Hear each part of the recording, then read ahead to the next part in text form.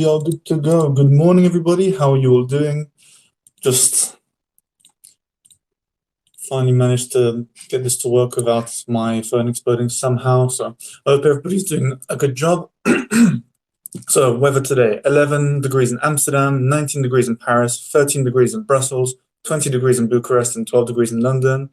Hope you're all having a good time and you're handling everything that's going on well. So, good news first. Yesterday was the 17th anniversary of the Treaty of Athens, which led to 10 countries joining the EU, including the Czech Republic, Estonia, Cyprus, Latvia, Lithuania, Hungary, Malta, Poland, Slovenia, and Slovakia. Always a good thing to keep in mind that the European Union is fairly recent, fairly young, and that countries were joining the Union very recently. And especially in such a big accession process like the EU's, it was quite a thing to see 10 countries join at the same time.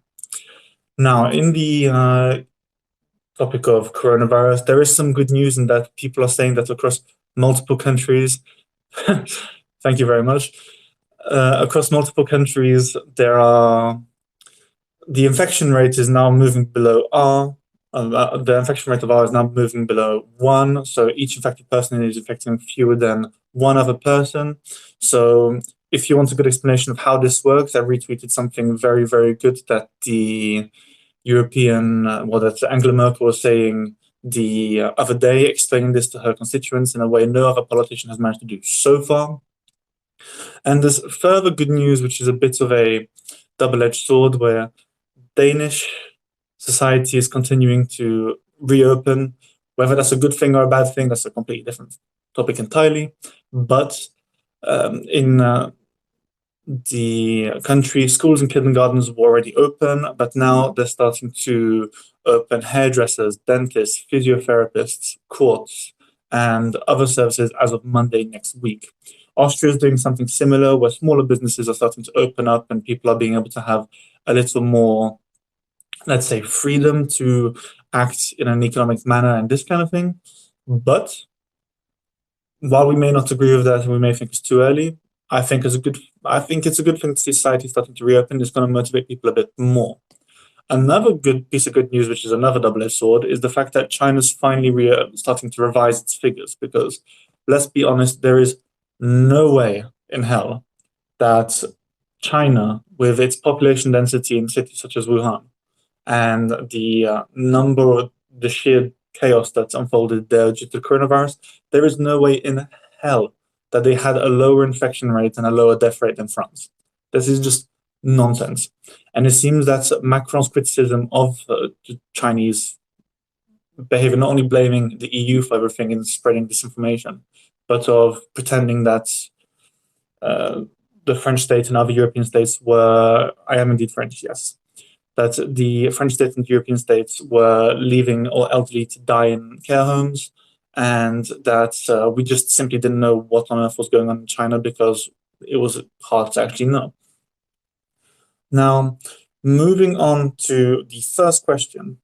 So the coronavirus exit strategy, someone was asking me on a European level, what do they currently look like, and is it too early to be pushing for these things and actually enacting them? Now, I think that in a number of countries, it is far too early, especially in the UK, because I don't know if everybody saw, but we had about 100 people clapping on Westminster Bridge for the NHS in some bizarre act of support while the police sort of stood there and watched. And when you've got people doing this in a country like the UK, which is supposed to be above and beyond more sensible than other countries, yet people are taking acts that are definitely going to end up increasing the infection on that day, just by pure stupidity, in my opinion. It's too early to start talking about exit strategies. I was talking about Keir Starmer's demand for this kind of behavior his demand for information to come back, to come out publicly and be shared with the public. It's just a bad idea because people are already not respecting the restrictions. People aren't respecting the demand to just stay at home. People aren't respecting the distance required between people to actually make sure that we can get out of this crisis well enough. And I mean, as a French person, I find it almost hilarious that countries like the UK are being as undisciplined when we're frequently targeted as the people with the least discipline in Europe and in some cases the world. But so, starting from the more recent thing, so Denmark has really started this exit strategy, which, good or bad, will be the way it is. The Austrians also started reopening things on April 14th. So I can talk about the USA in a second, because I want to concentrate on the European Union first, and then I'll make a contrast and comparison with the US strategy after what Donald Trump said the other day. Now, Austria started opening things up. Belgium is preparing some form of exit strategy. So it's currently talking about garden centers and the DIY shops may be reopening their doors soon, but having to follow very strict regulations to be able to stay open or they'll be shut down.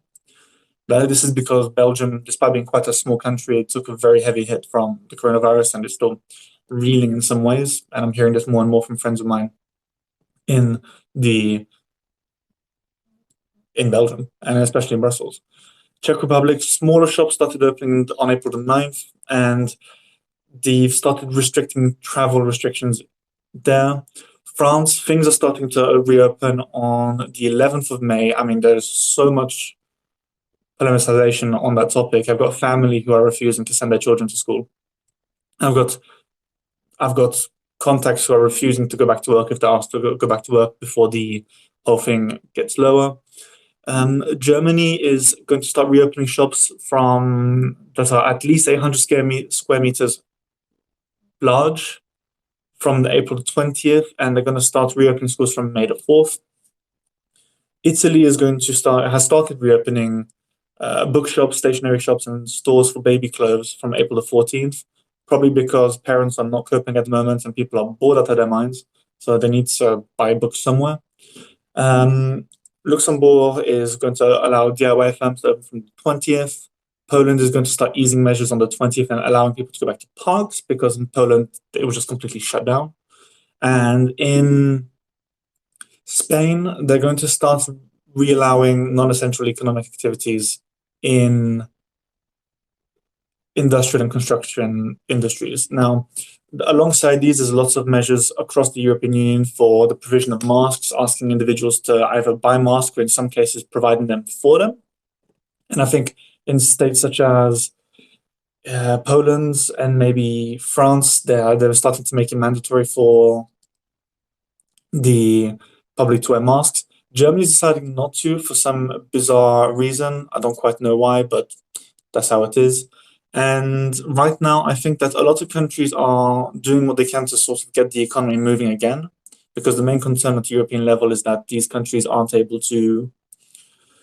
they're not going to be able to weather a sustained economic downturn or a lack of economic activity, especially because in countries like France, for example, the government's basically bankrolling the economy, bankrolling staff who are not able to work but need to be paid because they have to pay rent, asking banks to stop chasing repayments, asking banks to stop claiming for, interest rates, asking landlords to be a bit more forgiving with rent and supporting them in that way. And I think, especially in Germany, that was courting recession quite recently anyway. Germany is probably wanting to get as close to being able to start resuming normal economic activity as quickly as possible.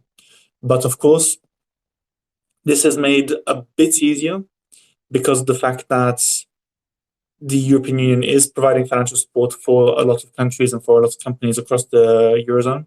And the European Union overall is doing what it can to support the countries. I mean, there's a 500 billion fund to support companies across the EU, so there is good news there. And I think that I do sympathize with people. I think that the lockdown should go on a bit longer than people are planning currently.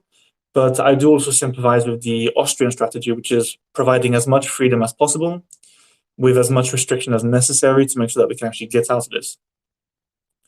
Now, the US program, which I find quite interesting, and I'm not sure if it's the best idea because it does. When I read it, it did set off alarm bells in my head.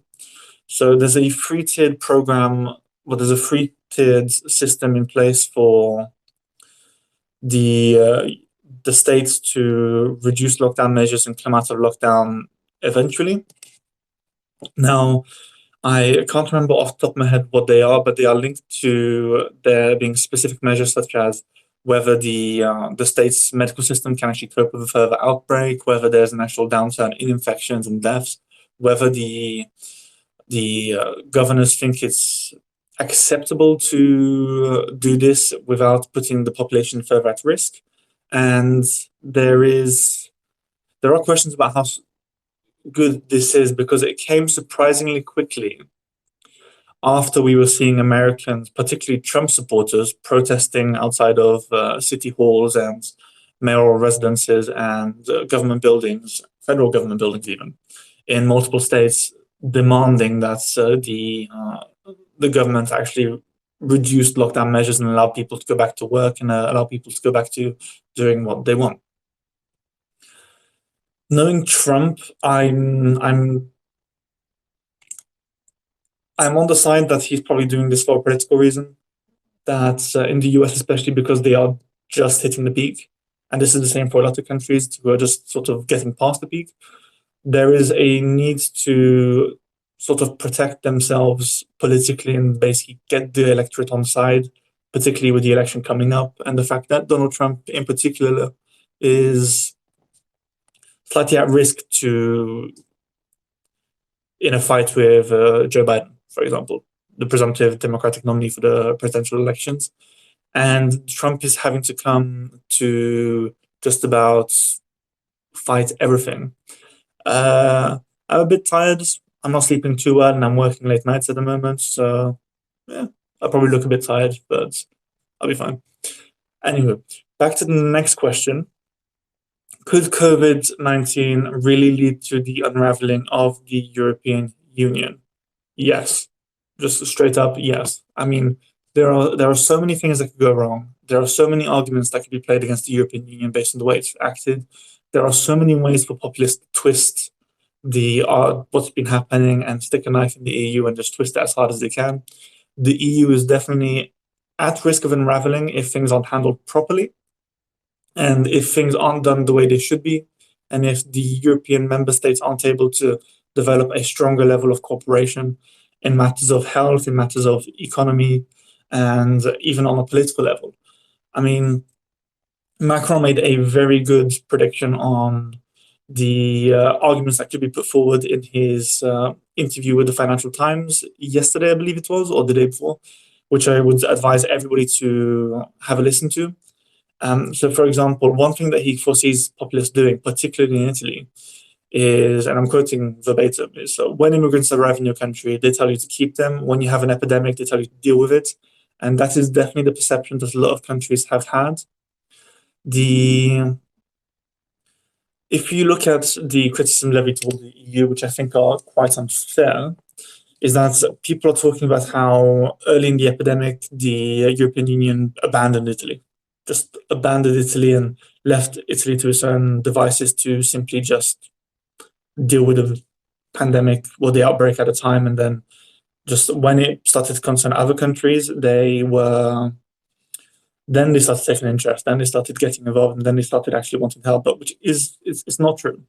I mean, straight up, while the EU at a European level couldn't necessarily do what many wanted it to do because like most other countries was preparing for the worst and trying to figure out how it could cope. European member states didn't just abandon Italy. This is just not the case. I mean, you had countries such as France that were sending millions of masks and equipment to Italy to support them. You had while countries such as Austria did close down their borders, which is we're starting to learn is a knee-jerk reaction from the Austrian states whenever something goes wrong. We saw this in the financial crisis, in the migrant crisis. We're seeing it now. Countries such as France didn't. I believe Switzerland also kept Switzerland isn't an EU member state, but Switzerland, as an actor that does have some kind of impact on Europe, didn't close its borders down either. And Italy wasn't just left to fend for itself. The European Union was helping to negotiate ways to keep telecom companies running, how to negotiate. They were negotiating to make sure that countries had enough equipment and were producing enough. Thierry Breton, the competition commissioner, was also doing a lot of heavy lifting to make sure that things were moving, that things were going, that the countries didn't feel they were being abandoned, that companies were being, heard and they were being involved in the discussions happening. The it's simply not true that the EU was abandoning countries. However, this is how it's going to play out, and this is how populists are going to really tug on this. In the elections in France next year, the presidential and the legislative elections, you're going to see Macron being hit very hard by Le Pen on the fact that the EU abandoned Italy. It's not going to be true, but a combination of populists in Spain, in Italy, in France, probably Germany as well, in all the upcoming elections, is going to have a toll and it's going to have an impact on the way people view the EU response, which could lead to an unraveling of the EU. Now, the way that I can think that this could be avoided is if countries such as the Netherlands, and I'm happy to call them out on the way they've been behaving regarding this Corona bonds thing, and Germany as well, they stop making these selfish arguments about how they need to avoid debt mutualization at all costs, that they need to be protected against the evils of Southern Europe's economic policy and blah blah blah, because it's nonsense. It's absolute nonsense. I mean, there are countries such as Italy, Spain, and Greece who just don't have the economic leeway to behave in the way that the Netherlands does. This isn't just because of the fact that the Netherlands has a stronger economic policy that is less spend heavy and more thrifty. It's not just the case. It's the fact that Italy, well, what were called in a derogatory manner the pigs, so Portugal, Ireland, Italy, Greece, and Spain, they have had to deal with almost a decade of austerity. They're still repaying loans, they're still repaying and dealing with situations, even though their economies are maybe getting stronger, are coping better with what's happening. They've just had to deal with quite a lot, and they're still suffering from that. What happened? That's simply the case, and I think that the European countries such as the Netherlands and Germany that are paranoid about mutualizing debts with these countries, especially the Southern European countries, and are definitely viewing through the prism of 2008. I think it's just counterproductive, and it's even in a limited level of debt mutualization like the Corona bonds, where it would literally just be for the coronavirus pandemic and to make sure that things could work, and would even be a test run for further Eurobonds down the line. I just think it's selfish, it's self-interested, and it's playing domestic politics when we need a response at a European level. Because the European Union isn't going to come out of this if the Netherlands and if every single country just sticks to itself. I mean, for example, if we all took the Dutch strategy, Germany and France just refused to cooperate with Southern European countries, didn't send any equipment, didn't provide any financial support at all, and just left Italy to deal with it because, Italy is your problem, it's not a European level issue. Get out. Just think of the absolute chaos and the disaster that would have developed in Italy. Just, Italy would have been crippled by this crisis. Italy would not have been able to cope on its own. And Italy, in my view, would have not only just left the Eurozone after the crisis because it had been abandoned, it would have probably left the EU.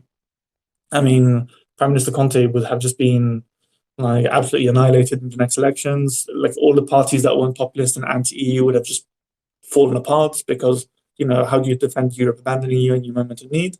And we'd have probably seen Salvini back and causing chaos like he usually does. That's the reality of what is happening at a European level when countries such as the Netherlands refuse to cooperate. Luckily, we're not all doing that, thank God, but that is a major issue. This is not how the European Union should be functioning. And admittedly, I'm a Eurofederalist. I think that there should be more power invested in the European Union and its institutions, but this isn't even about that. This is about, being, brothers and sisters to one another and actually supporting one another when we need. I mean, I think they're still discussing Corona bonds and trying to get the Netherlands and Germany on board, but I think that the fiscal hawks or the fiscal hawks need to be a bit more. They need to wake up and sort of come to terms with what's actually happening. The final question that I had was, why are politicians so popular now? I mean, this person did DM me this question and was asking me, like, for example, Macron jumped something like in some polls up to like 30%, and a lot of politicians are doing very well in the polls in general. The simple answer to that is that in times of crises, the politicians who are dealing with the crisis and showing sort of strong leadership and showing a strong ability to cope with problems and the issues that are arising on a daily basis, and they're basically being seen day in, day out, as in the UK, for example, with Boris Johnson. Boris Johnson's doing quite well. Um, they're seen as sort of leaders. I mean, Macron did quite well politically to position himself as a war leader, or like as a sort of war chief, as I think Le Figaro was naming him.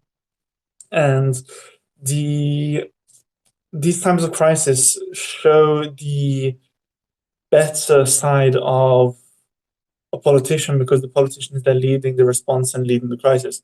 In some cases, it's just not happening. I'll say this outright: like Jair Bolsonaro in Brazil looks like a muppet. He looks like a colossal muppet for that, because I think I saw a chart the other day. I'm not sure if it's entirely true, so take this with a big grain of salt. But I'm pretty sure that there is a chart where there is only one country in the world which is having protests against restrictive measures to combat coronavirus, and it's Brazil. And this is being born through Bolsonaro's anti-institutional, anti-international, anti-globalist idea, where he's sort of, he's puts the coronavirus forward to the public as some bizarre conspiracy theory that is being used to undermine Brazil's economic power or some nonsense or whatever. It's this kind of, in countries like that, and even in countries like that, he's not popular. He's not doing very well, and he's looking increasingly bad on an international level. I mean, and this isn't even taking into account the fact that the Brazilian military was drawing up plans that showed France was the single greatest threat to Brazil militarily for whatever reason. But I mean, Macron's doing well because it's these kind of situations allow him to really showcase what he's good at. His discourse has been strong consistently. He's got good speechwriters. Admittedly, he's getting better at being sincere in the way he's talking as well. His ability to communicate is his strongest point. So, doing a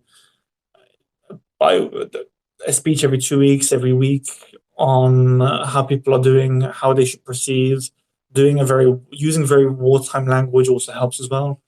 In the UK, simply just that, for better or for worse, the politicians there are popular. Boris Johnson is a very popular politician for whatever reason. It's sort of what, in my opinion, got him through the last general election. Angela Merkel always does quite well in these kind of situations, where she's very good at doing the austere leader act and coming across well. And I think Merkel's the most popular politician in Germany by far anyway. And in Italy, I believe Conte is doing quite well in the polls. I'm not sure if this is still sort of the new government bounce or the fact that he has done a very good job in dealing with this. But I mean, it's doing well overall.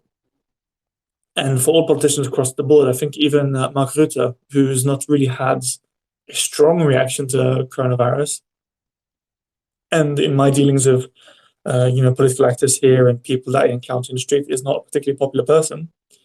He's coming out to this quite well, I think. But again, this goes back to the issue of, politicians do quite well in times of crisis, and they tend to be able to draw on more support because of the fact that because of the way they turn these crises into a security issue, and how that can galvanize the public behind them and get them behind them in terms of support. I mean, those are the three questions I had today. So I hope that I gave the people who are asking the questions some good answers. Like usual, if you have any further questions, just send them my way. You can find me on Twitter. You can find me on Facebook. You can find me on Instagram. You can email me. You can do whatever. You can even can you message people on Periscope? I have no idea. But thank you for coming. Thank you for tuning in. I hope you guys enjoyed it. And yeah, you know what? Thank you again for listening. I hope you guys all have a good day. The next episode will be on Monday. So I hope that you guys have a lovely weekend, that you enjoy the weekend, that there's some good weather, and look after yourselves.